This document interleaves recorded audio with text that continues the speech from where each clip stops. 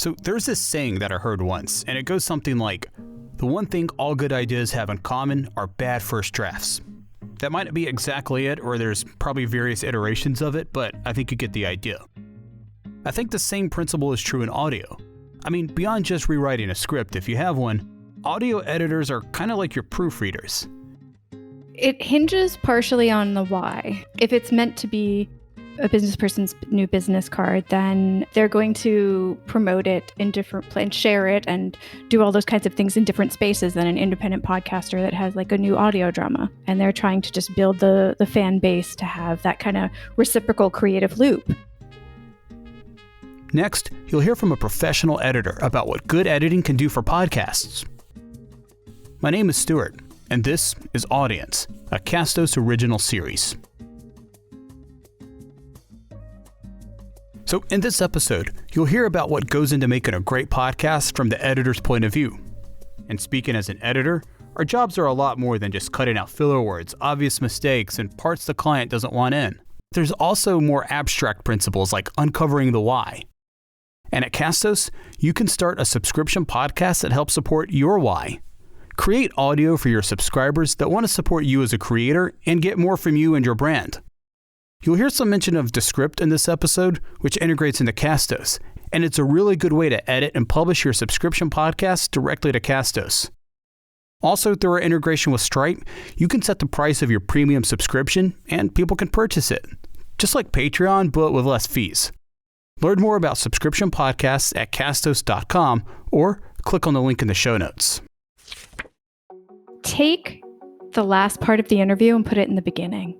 Because after people are warmed up, the really fun stuff starts coming out. Whether it's an interview or a panel or even a solo episode, we need time to get going with our thoughts and our words. And inevitably, for the vast majority of folks, the end of an episode is always better and more concise and more fun and more interesting and more everything at the end than the beginning.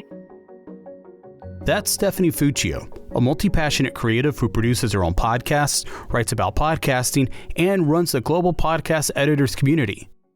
If you're not familiar with it, it hosts live global podcast editor chats on YouTube twice a month and an information-packed newsletter on Substack as well.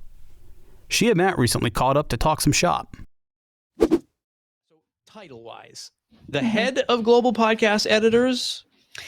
CEO, Chief Operating Officer, what is it? What's the title?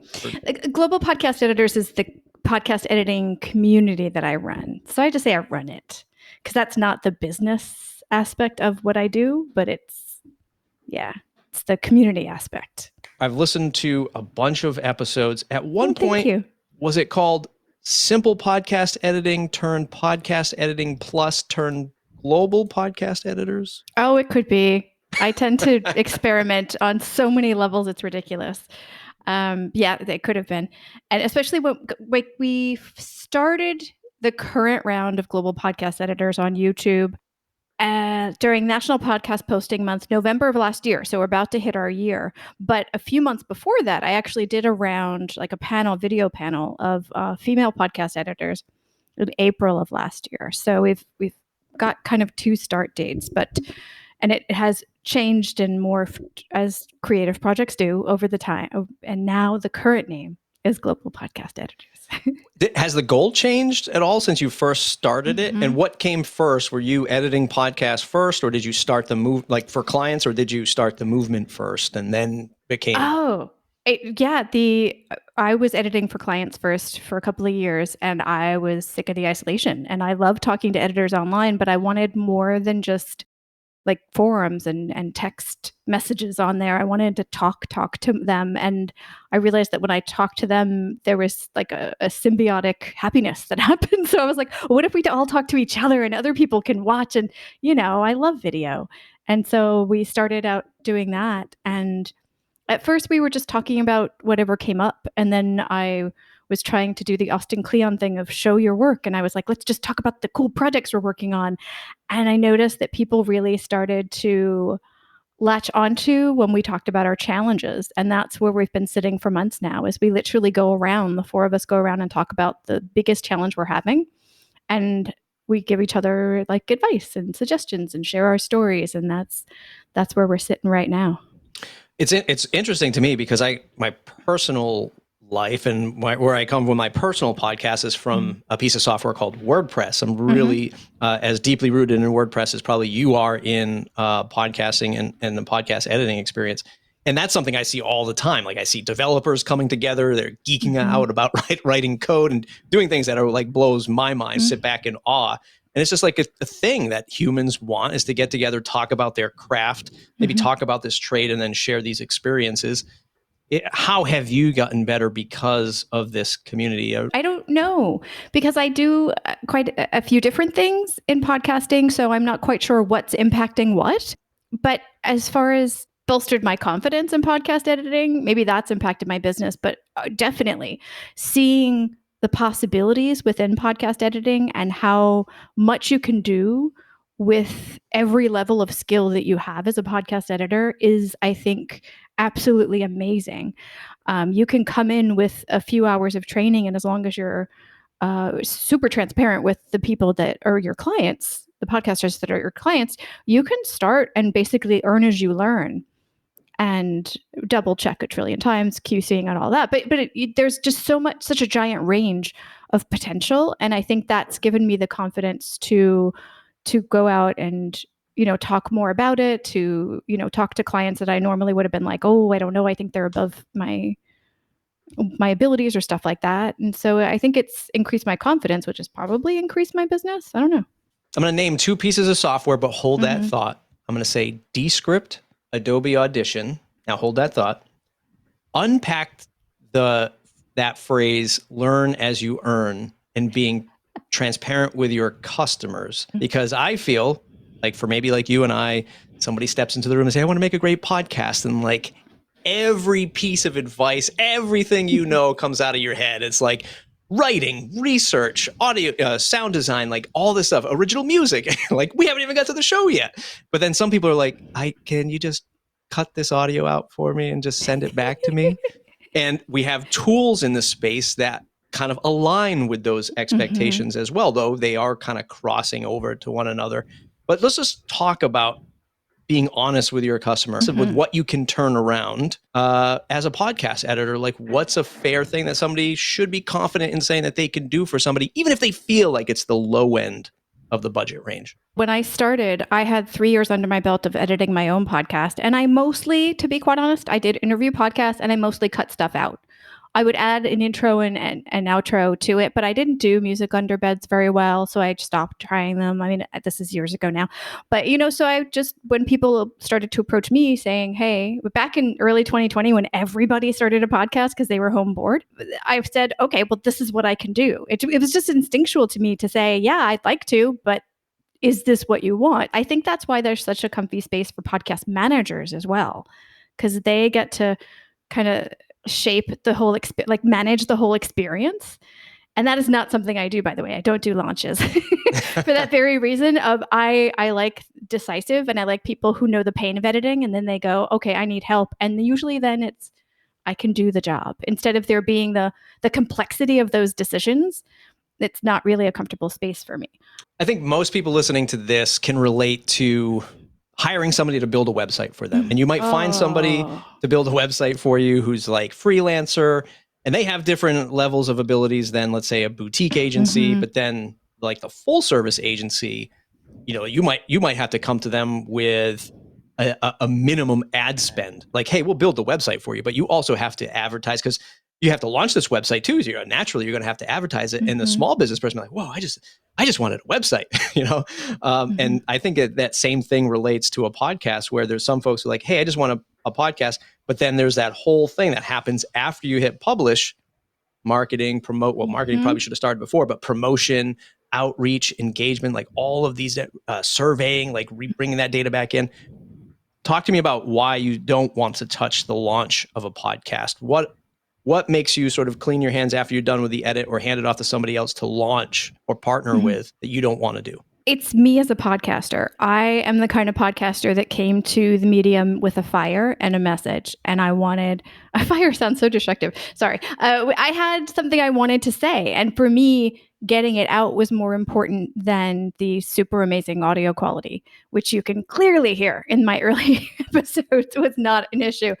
So for me, I don't relate. I don't feel like I'm empathetic and patient enough with people who want to start and them having a decision, because for me, if your message not strong enough, I don't know how to help you. I can help people do things if they know what they want. They know what they want the podcast to be. Is it their new business card, or are they building community, or are they doing a public service? Like, what are those goals? And if those goals are murky, then every single decision in the launch is going to be murky, and I'm just not that patient. Because for me, it needs to be a strong podcast why. So that's just a personal decision that I made early on. Yeah. I mean, and it also makes sense, business wise, right? You don't want to hang around doing like the marketing, the social stuff, because it's hard to find that alignment with every single customer. Does every single customer have a budget for this kind of thing, the wherewithal, or and what their goals are? Podcasts can launch with, hey, we just want to do brand awareness. Perfect. Are you ready for like 3 years of investing in hitting publish? Right? Like, great. So it's right. It's a fantastic goal, but don't look at us as the podcast editors, maybe even the podcast managers, to reach this goal of brand awareness. But we'll certainly help you. Just be ready for a long ride. And that's an accident, but that's that. Thank you. But it's funny because those conversations about like budget, like how are you going to pay for the podcast editing? Like that's not cheap. Where is it coming? Is it coming out of your marketing budget, which is probably the most organic place it should be? Or like, how is this going to be funded? And what are you expecting as a return on investment? And what are you doing afterwards to market it so that people, and market it is so the wrong term, but to make sure that it gets into the right ears. Like these are really important things that I never asked at the beginning, because for me, I was so much already on socials and doing different things in my communities to get my own podcast out that I figured if they just wanted editing, they already had those tentacles out into the world doing those things. They just wanted to add podcasting to that. And I didn't realize that a lot of folks didn't. Yeah. I've been cozying up to, as a lifelong salesperson, I get away from saying the word sales and promotion. I'm kind of coming back to promotion and being more comfortable with it these days, because it's something that you have to do. And for me anyway, it covers the bases, because marketing should have started, if you're listening to this and you're planning your show, marketing should have started a while ago. So way before the recording. Yeah, way before the recording. So now I feel a little bit more comfortable saying, hey, like show promotion. And it doesn't have to be like, I think maybe people think it's going to be standing on the corner with like a QR code. Hey, that might work. But, there's other methods. Thinking back to your own podcast, when you first started it to where you are today, I want to sort of transition into growth and growing a podcast, because that's like the next thing that's on everyone's mind. At least I hear it at Castos all the time. How do we grow our show? We just said it takes time for some of this stuff. 3+ years, 10 years for me, probably longer with you when you start adding up all your stuff. What have you done effectively to grow your podcast, or at least what advice maybe do you hand out these days?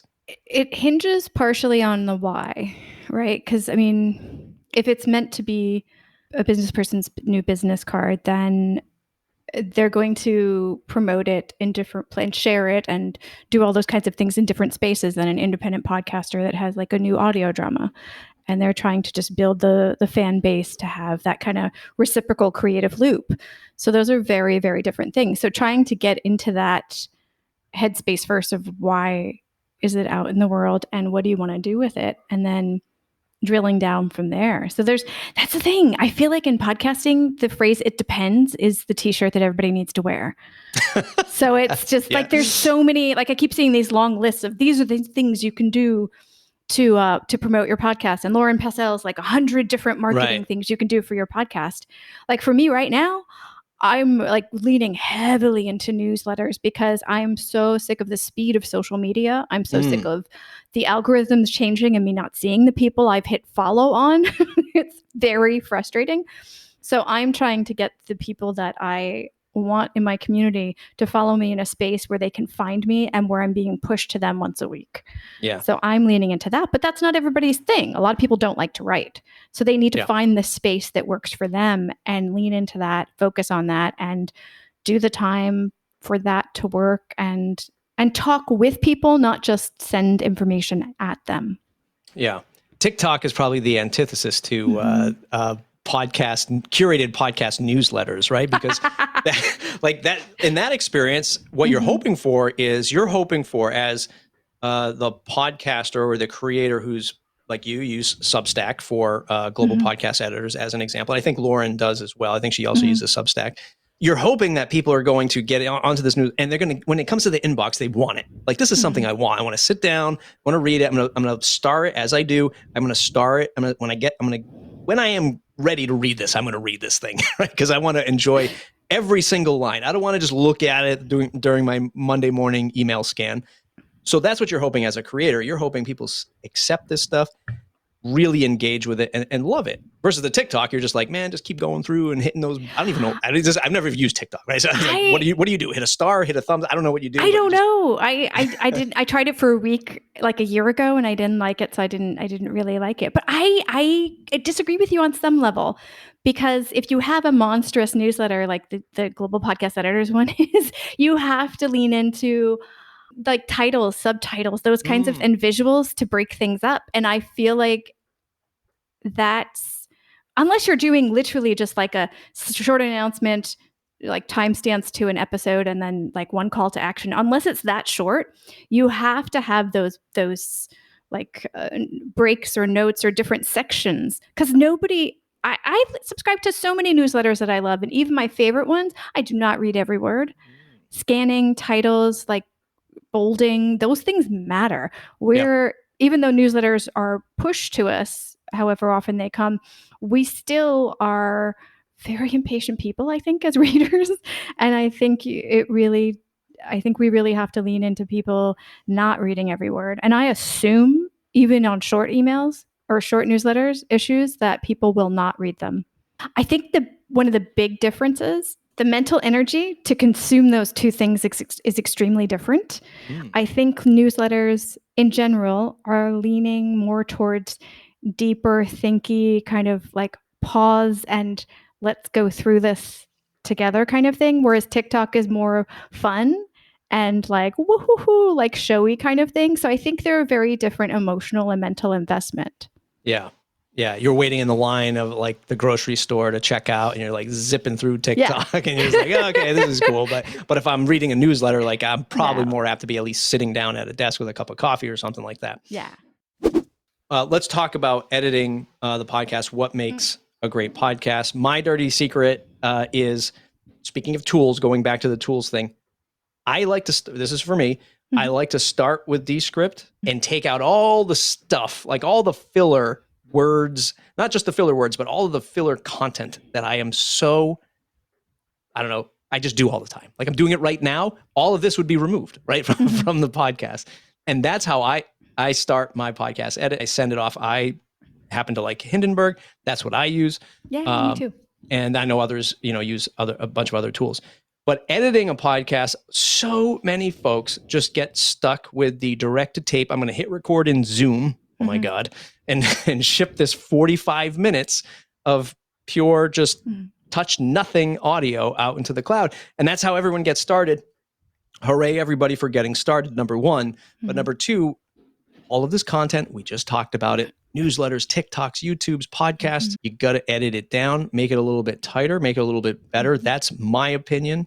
What goes into a great show for you as a podcast editor? It's such a varied answer, but what the person is able to do, because for me, despite the fact that I do like to clean things up in a different method that you just described, but I do obsessively try to clean things up as much as possible, both content and sound wise. I would prefer, if somebody didn't have the time to edit, that they at least got what they needed to say out into the world. And if they weren't particularly good at editing, at least if they tried to get some stuff and do something, then I'd prefer that to them not existing in our ears. So I do struggle with that one, where as long as we can hear them, I want them to be producing their stuff. Now, in an ideal world, not only would the audio be, polished for content and sound, but I really want them to have that narrative arc. I want them to massage it in a way where they're not giving everything away in the teaser in the beginning, where they're actually kind of taking us on this emotional journey through whatever they're talking about, unless it's straightly informational and newsworthy, because that's a slightly different arc. But I want them to be more conscious on how things are happening. Even if it's in an interview, you can move stuff around and the listeners will not know.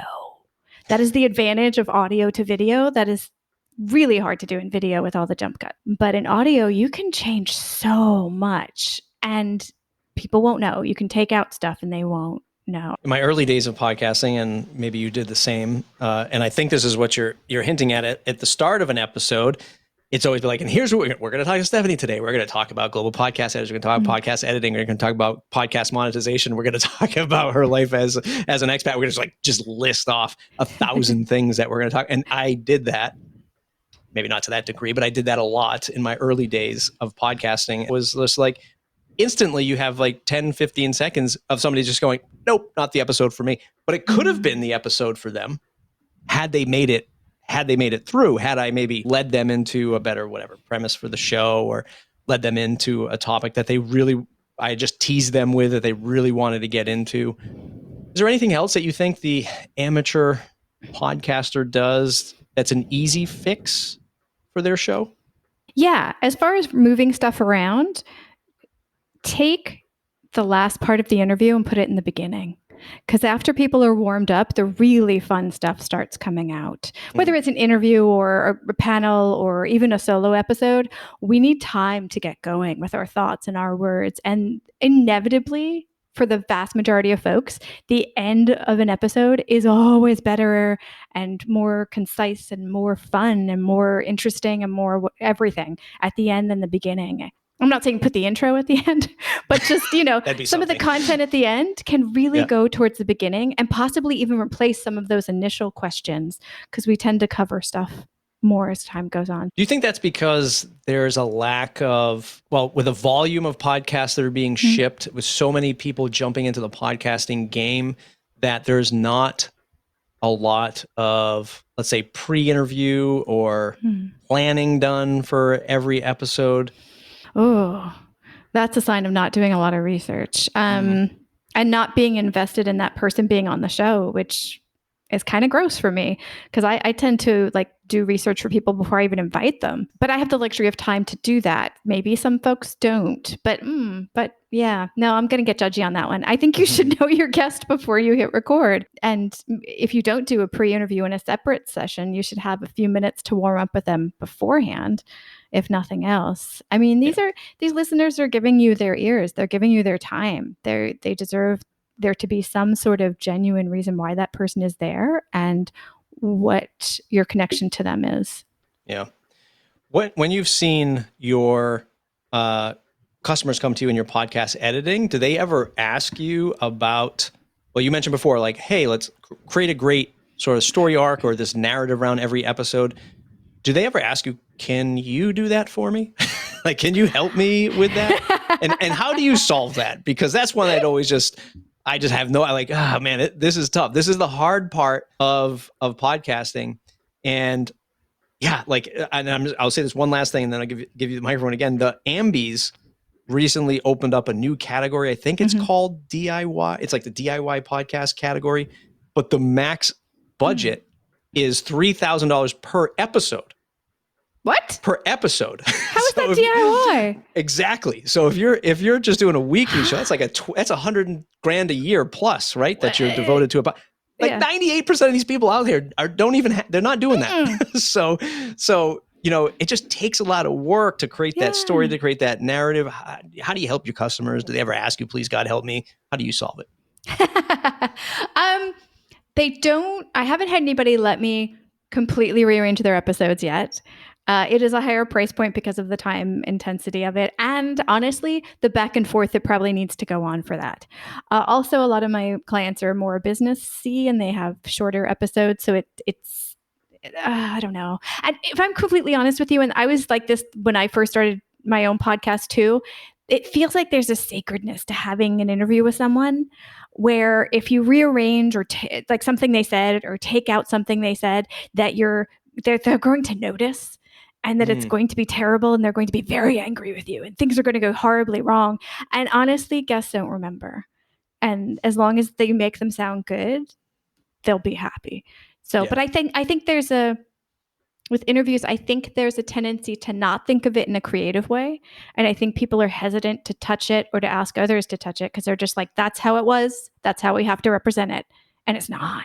Yeah. I mean, guests are a tricky thing. Let's talk about guests for a second, guests on a podcast. And, don't get worried. I won't be watching your Twitter stream when this one goes live, but when, what's your reaction to like guests sharing this time? Because I feel like there's also, on one hand, we have a ton of podcasters coming into the space.